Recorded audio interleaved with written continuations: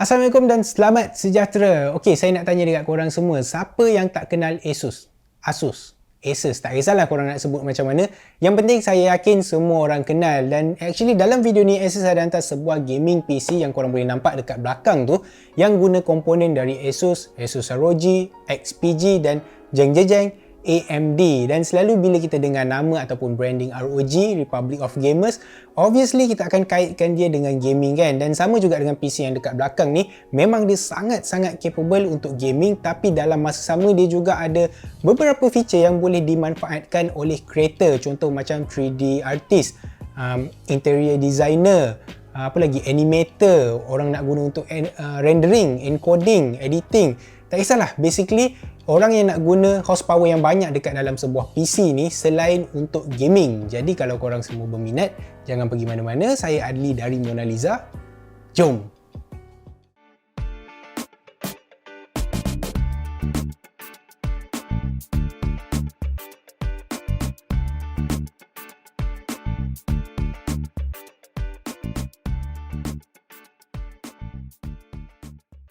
Jadi PC yang Asus hantar ni dia macam hybrid punya setup, hybrid punya build. Sebab kalau kita nak guna dia untuk main game, tak kisah 1080p gaming, 1440p gaming, max settings memang dia tapau habis, FPS tu tak goyang langsung. Dan dalam masa sama kalau kita nak bagi dia task yang lagi demanding, contoh encoding, rendering, nak edit footage 4K, 8K, playback pun nak playback kat 4K ke apa kan, tak ada masalah, dia boleh handle je. Dan salah satu sebab ialah sebab motherboard yang diguna dekat dalam dia ni. Tapi pasal motherboard tu tak apa, kita letak tepi dulu, apa kata kita cakap pasal dia punya specs. So PC ni dia guna AMD punya setup, sebab dekat dalam dia ni ada AMD Ryzen 7 7700X 8 core CPU pair pula dengan AMD RX 660 XT. Dan untuk RAM dia guna XPG Lancer 32GB, storage pun dari XPG juga, dia guna XPG GameX S70 Blade 1TB NVMe M.2.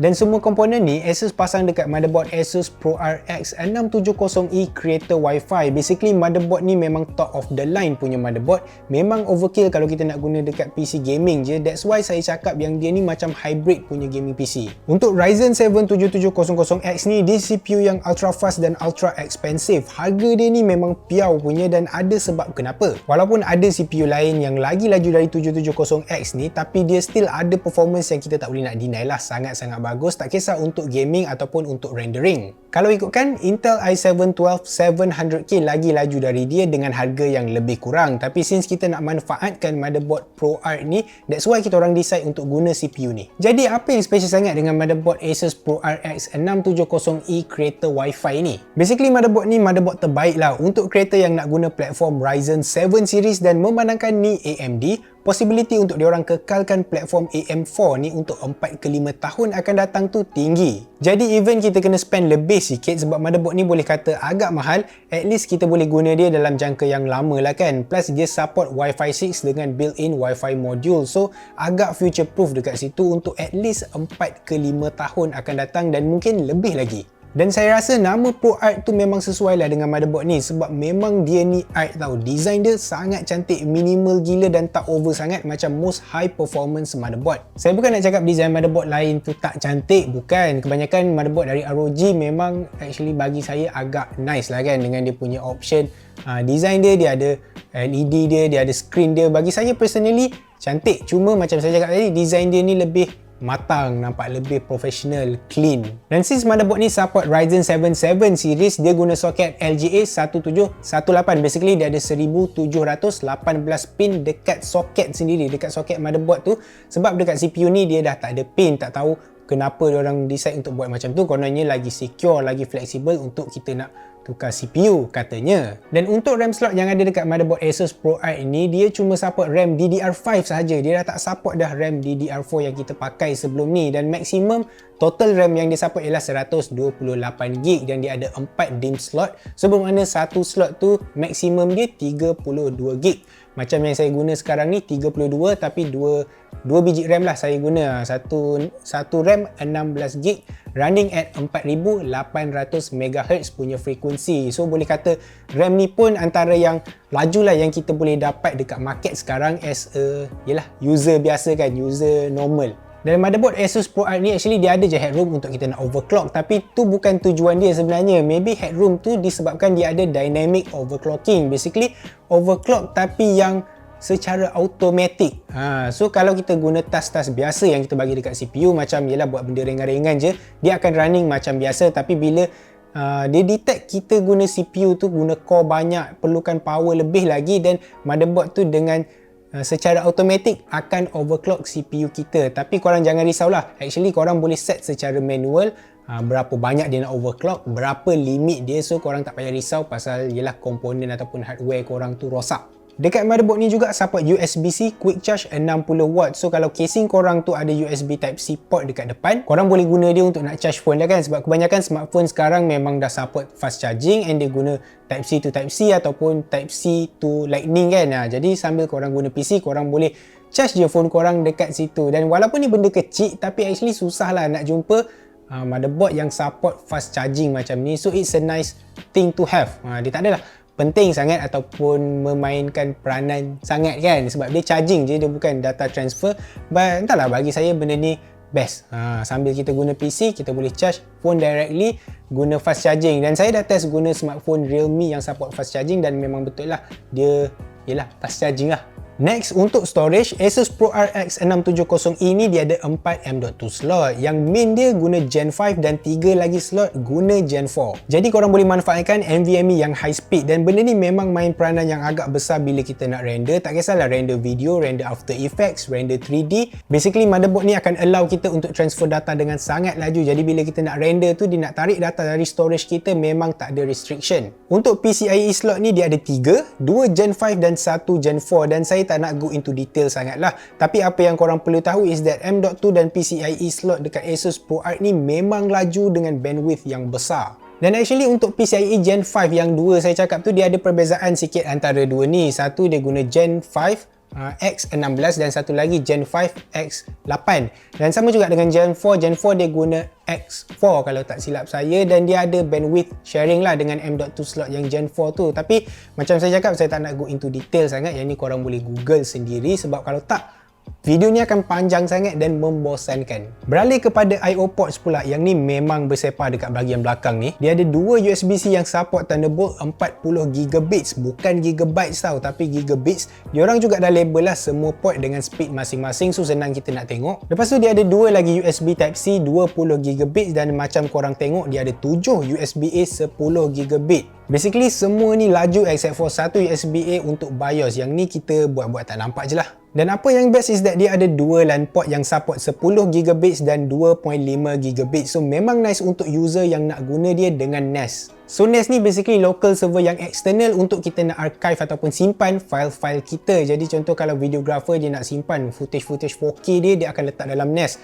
Kalau digital artist ataupun 3D renderer ke animator, dia nak simpan aset-aset digital dia yang besar-besar tu, dia letak dalam NAS. Jadi bila dia nak guna, dia just guna melalui port LAN port yang saya cakap tu lah, yang 10GB. So memang sangat laju, sangat useful. Cakap pasal motherboard punyalah panjang sampai saya lupa nak cakap pasal dia punya GPU. So GPU yang ada dekat PC ni ialah Asus RX 660 XT dual fan. Bagi saya dia nampak kelakar sikit dekat dalam casing ni, sebab yelah dia dual fan kan, dia nampak comel je. Tapi walaupun kecil, dia still powerful. Korang nak guna dia untuk main game memang tak ada masalah. Untuk 1440p gaming pun dia still okay, even though dia ni dibuat untuk 1080p punya gaming. Ray tracing pun dia support, tapi saya tak test lah dia punya ray tracing tu, sebab jujur lah tak ada orang kisah pasal ray tracing ni. Footage gameplay yang saya sediakan dalam video ni ialah gameplay 1080p dan juga 1440p. So korang boleh compare lah dia punya FPS tu macam mana.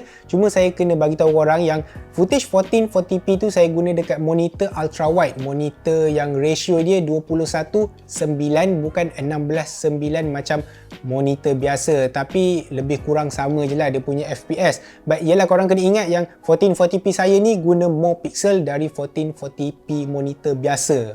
Macam tu. Dan monitor yang saya guna ialah monitor Asus ProArt juga yang ada dekat belakang ni. Nanti yang ni pun ada video yang akan datang, so better korang subscribe dulu. Setup ni actually boleh jadi lagi kecil, lagi compact, tapi disebabkan casing yang diorang decide untuk guna, diorang guna casing ROG Strix Helios, dan casing ni memang besar, memang berat. Kalau nak angkat dari bawah sampai atas memang kena guna 2 orang lah nak angkat dia tu. Tapi personally saya suka casing ni, walaupun design dia sedikit agresif, tapi dari segi airflow memang cun. Cable management dekat bahagian belakang dia tu banyak ruang untuk kita nak manage kabel, siap dengan cover semua, so memang best lah. Plus dia solid, ruang dia pun banyak, dia ada built-in side bracket untuk GPU yang panjang, contoh triple fan GPU, maybe RTX 4090 ke, dia dah ada internal punya built-in side bracket. Plus kalau korang nak mount reservoir, korang nak guna water cooling dekat sistem korang pun, memang casing ni sangat-sangat muat lah untuk korang nak buat semua benda tu.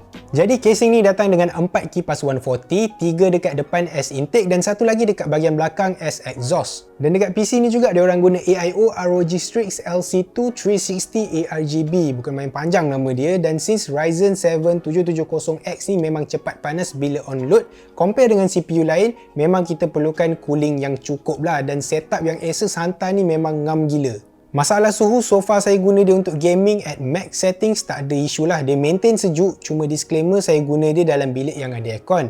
Cuma still impressive lah untuk dia maintain temperature yang ok under heavy load pada jangka masa yang panjang. Macam saya cakap, PC ni tak kisah korang nak guna untuk gaming ke, rendering ke, production level editing sekalipun, memang dia tapau semua. Dan korang boleh je nak guna option lain untuk CPU dan GPU dia, selagi korang boleh manfaatkan motherboard ProArt ni jalan. Sebab walaupun CPU dia ni power, saya rasa MVP sebenar ialah dia punya motherboard lah, disebabkan super fast data speed yang kita dapat memang awesome gila. Cuma setup ni of course lah dia akan guna power yang banyak kan. That's why dekat dalam PC ni kita orang guna power supply ROG Thor 1200W, siap ada LCD screen untuk tunjuk current wattage kita berapa sekarang. Sebelum video ni habis, saya just nak bagi tahu dekat korang semua yang saya bukanlah nak promote produk dari Asus ni, tapi bila dia orang hantar PC ni untuk saya test, dan bila saya test memang saya impress gila dengan performance dia. Dan jujur saya cakap, performance untuk gaming tu sebenarnya saya tak kisah sangat, sebab banyak je PC lain yang lagi murah tapi kita boleh dapat result yang lebih kurang kan. Cuma apa yang saya impress is that dia punya performance untuk rendering. Macam saya ada render satu project file dekat Premiere, so saya akan letaklah dekat screen nanti dia punya result. Masa dia memang banyak gila beza, dan file project ni boleh kata agak heavy juga, okay. Semua 4K footage, ada adjustment layer, ada 4 layer lain, banyak benda going on dekat dalam footage ni. Saya tak boleh tunjuk lah footage tu footage apa, tapi result dia saya akan tunjuk. Memang bagi saya personally sangat-sangat impressive lah. Dan dalam masa sama saya juga nak tunjuk potential motherboard ProArt X670E Creator ni bila kita gabung dia dengan komponen yang betul, komponen yang boleh manfaatkan bandwidth yang besar dekat motherboard ni. So transfer speed pun laju. Lepas tu yang saya suka lah, dia ada LAN port untuk 10GB dengan 2.5GB tu, kita boleh connect dekat NAS semua. Jadi untuk orang yang memang selalu apa orang cakap buat kerja guna file-file besar, aset-aset besar semua tu, memang akan hargai benda macam ni. Jadi bila kita nak render After Effects ke, project Premiere ke, nak render Blender punya project, tak adalah sampai boleh pergi mandi, buat kopi, makan nasi ke, tak ada. Yang ni kita betul-betulkan belakang sikit, tahu-tahu dah siap dah, sebab memang dia laju. Jadi itu saja untuk video kali ni. Kalau korang rasa video ni membantu, korang suka video ni, apa kata korang tinggalkan like dan subscribe kepada channel YouTube Monaliza kalau korang belum subscribe lagi. Dan terima kasih sebab tengok video ni sampai habis. Saya sangat-sangat hargai. Lepas tu apa lagi tu je lah. Itu saja dari saya, Adli, di channel YouTube Monaliza. Bye-bye. Jumpa lagi.